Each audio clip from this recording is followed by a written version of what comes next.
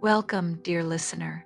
Settle yourself into a place of comfort, a soft chair, a warm bed, or simply a quiet corner where the evening can gather around you. Let the weight of the day slip gently from your shoulders. Feel the air slow against your skin the way twilight does when it lingers, holding the light just a little longer. Tonight, I will tell you a story. A slow story, like the steady rise of a hill beneath careful footsteps. A story about a bell that rings not for the world, but for a single heart. And how sometimes, in the gentlest ways, that ringing can draw another heart near. Let your breath match the pace of the words. Inhale and exhale, and let us begin. Every year, without fail, Niko made the climb. The hill was steep, though not so steep that it stole his breath, it simply asked for patience. The path curled like a ribbon through whispering grass, past wild thyme and clusters of pale daisies that nodded whenever the wind wandered by. The air here was different from the valley below. It held the scent of dry stone and the faintest echo of something metallic and warm, like sun-kissed brass. High at the crest of the hill stood the old chapel.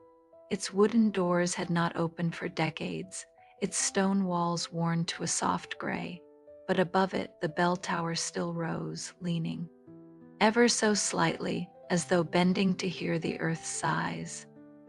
The bell itself was small weathered bronze, its curve mottled with green, but to Niko, it was beautiful.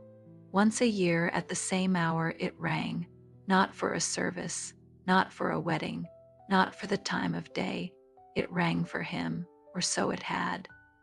Always seemed the first time, years ago, he had been a boy chasing dragonflies in the tall grass, when a clear, low tone drifted across the air. It was unlike any other sound he'd known. It felt as though it had traveled through the clouds, through the turning seasons, to end gently in his chest. He had stood perfectly still, listening until the final note folded into silence, and after that he returned every year.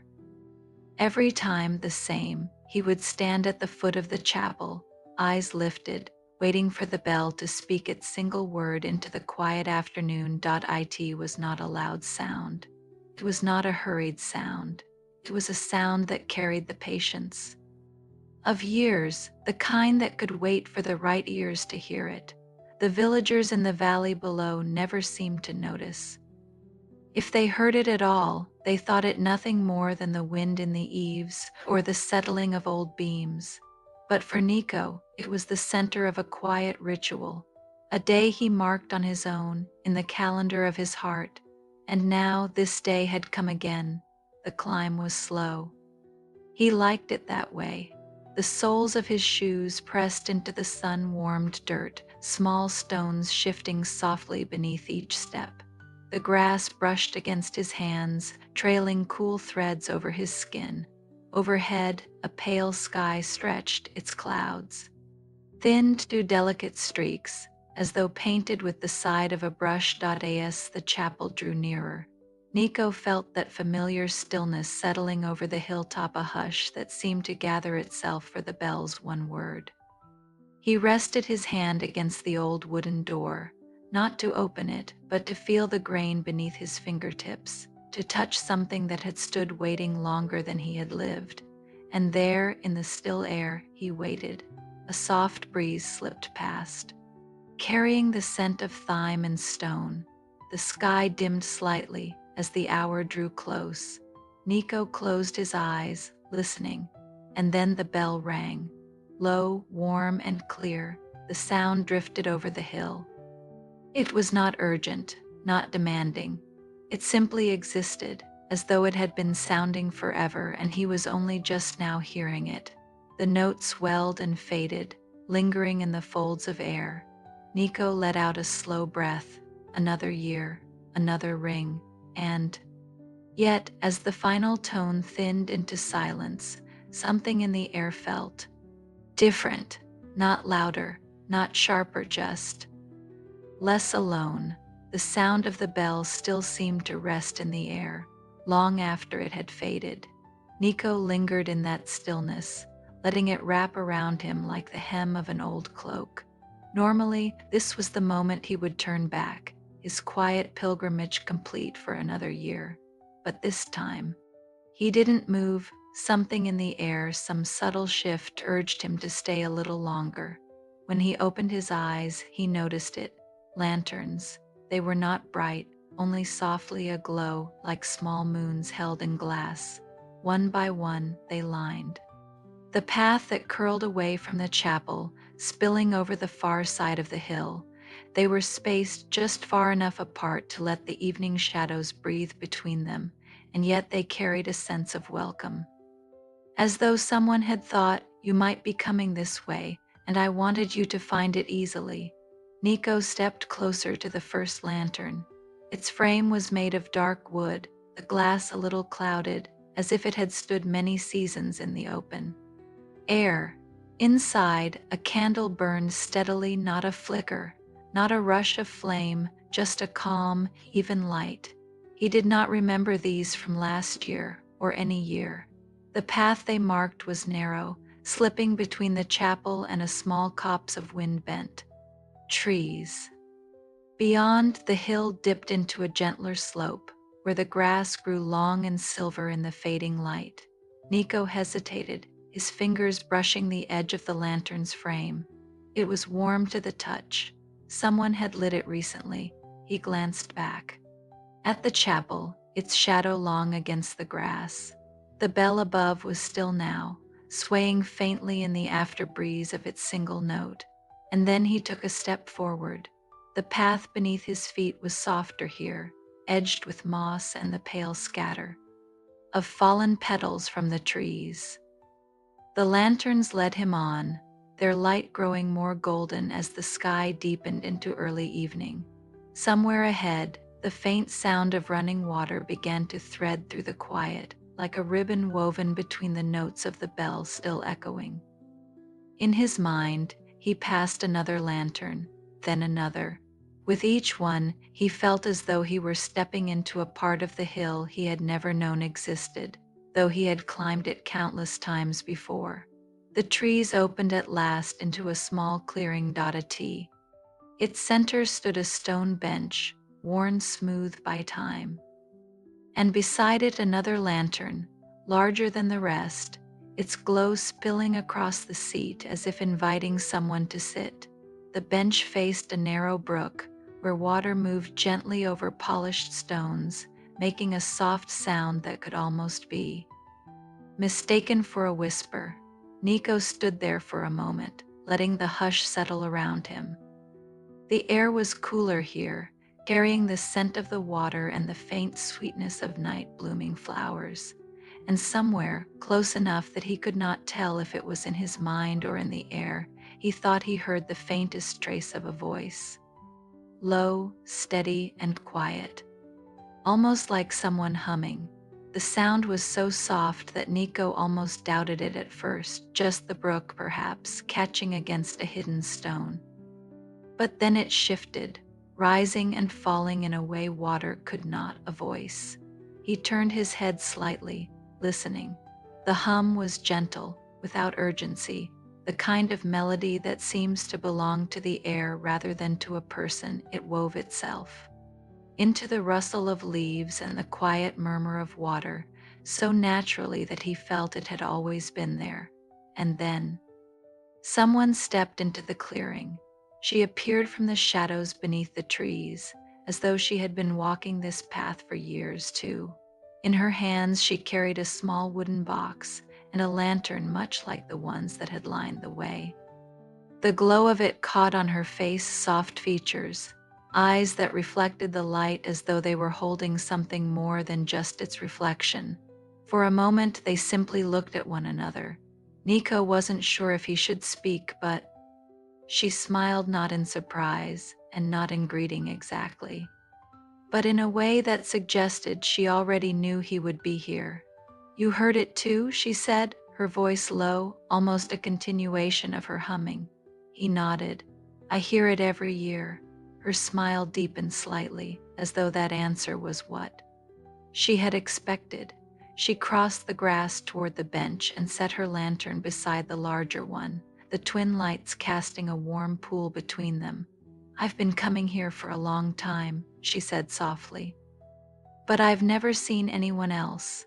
Niko hesitated, lowering himself onto the bench when she gestured for him to sit. "Neither have I for a few moments." They said nothing more. The brook filled the space between words, its sound smoothing.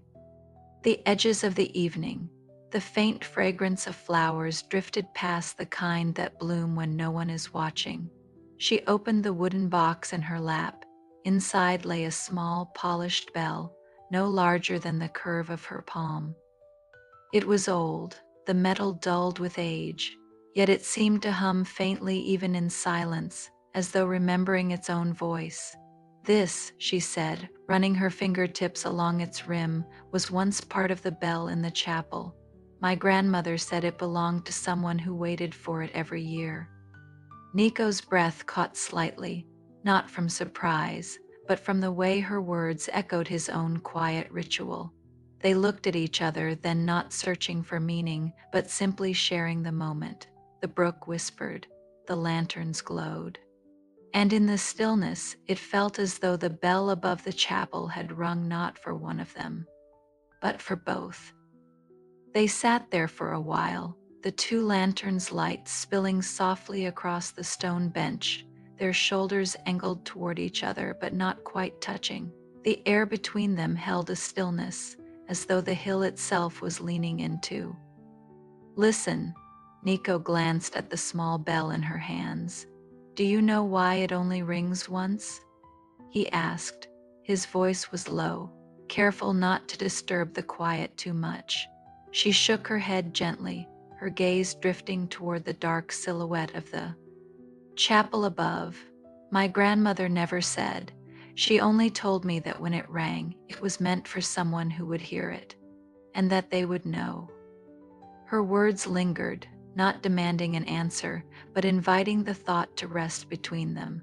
"I've always thought it was for me," Niko admitted after a moment, "not because I'm special, but because I was there to hear it, and I kept coming back." Her lips curved in a faint smile. "I thought the same thing." They both laughed quietly at that, a small, breathy sound, warm in the cooling air. And as their laughter faded, something softer remained.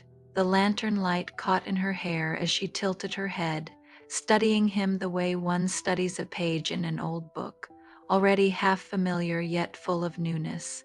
"Maybe," she said, "it was never just for one of us. Maybe it was waiting for both." The words settled into him like the slow fall of evening, do not sudden, not startling, but undeniable.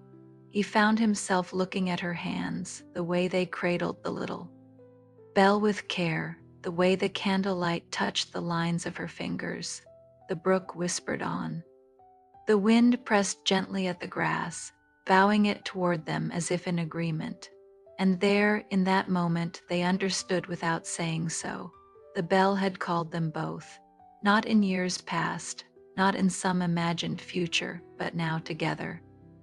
On this very evening, neither of them moved closer, and yet the space between them felt smaller. The hush was no longer only his or only hers, but theirs somewhere above. The chapel bell swayed faintly in the breeze, not ringing, but breathing in the same rhythm they did, slow, unhurried, and content.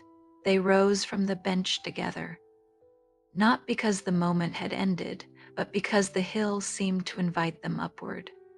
The path back toward the chapel was softer now, the lanterns glowing more golden against the deepening blue of night. Side by side, they walked without hurry. Their steps matched naturally, each footfall brushing the grass in a shared rhythm. Every so often, their sleeves would sway close enough to touch, and though neither spoke of it, each felt the gentle awareness linger like the after ring of the bell. When they reached the crest, the chapel stood before them in its quiet dignity, its stone warmed faintly by the day just past. Above, the small bronze bell swayed gently in the tower, catching what little light remained. They didn't go inside. They didn't need to. Instead, they found a place to sit just beneath the bell tower, leaning back against the cool stone wall. From here, the view stretched far into the valley below, scattered lights in the windows of the village, and beyond that, the silver suggestion of a river winding toward the horizon. The air was still, only the faint rustle of grass and the quiet pulse of the brook far below reached them. She set her small bell beside her, the metal catching the glow of the nearest lantern. Niko let his gaze rest on it, then on her hands folded loosely in her lap. For a while they simply breathed together, not in perfect unison, but close enough that it felt as though the air moved between them, carrying some unspoken understanding. From somewhere deep in the wood and stone above, the bell gave a faint, almost imperceptible chime, not loud enough to be a ring, more like the sound of it remembering its voice. They both heard it. They both smiled. The hill, the night, the chapel all seemed to lean in around them, as if keeping watch over this quiet meeting. There was no sense of needing to leave, no pull of the valley below, only the knowledge that for this evening, the bell had brought them exactly where they were meant to be. The night settled fully around them, wrapping the hill in shades of blue and silver. Above, the first stars had begun to appear, not all at once, but slowly, like shy candles being lit one by one. The lanterns along the path below glimmered faintly, their light gentler now, as if they too were beginning to rest. The brook's whisper was softer from this distance, blending into the hush that seemed to cradle the chapel. Niko leaned his head back against the cool stone, his gaze on the bell overhead. In the dim light, it looked timeless, as though it had rung not just for years, but for centuries, waiting each time for the right ears to hear. Beside him, she sat with her eyes half closed, one hand resting lightly against the smaller bell at her side. The faint curve of a smile played on her lips, not one of excitement or surprise, but of deep, unshaken peace. Neither spoke. Words felt unnecessary here. Instead, the stillness between them became its own kind of conversation, the quiet touch of the night air against their skin, the way their breathing seemed to weave together, slow and steady, the shared awareness that this moment, this quiet nearness was exactly enough. At some point, Niko's hand rested lightly on the stone, beside hers, not touching, but close enough that if either shifted even slightly, the space would close. They didn't. It was the nearness itself that felt like the answer to a question neither had asked aloud. Far above, the bell moved gently in the breeze. No more ringing now, only a soft sway, the faint creak of wood in the tower. Yet in the way it moved, there was a promise. It would ring again when the time was right, and perhaps they would both be here to hear it. The stars brightened. The village lights below dimmed, one by one. The lantern's glow pooled softly around them like the last light of a dream. And when at last they closed their eyes, the memory of the bell's note drifted with them, low, warm, and endless, echoing into the quiet sky like a lullaby meant for only two hearts.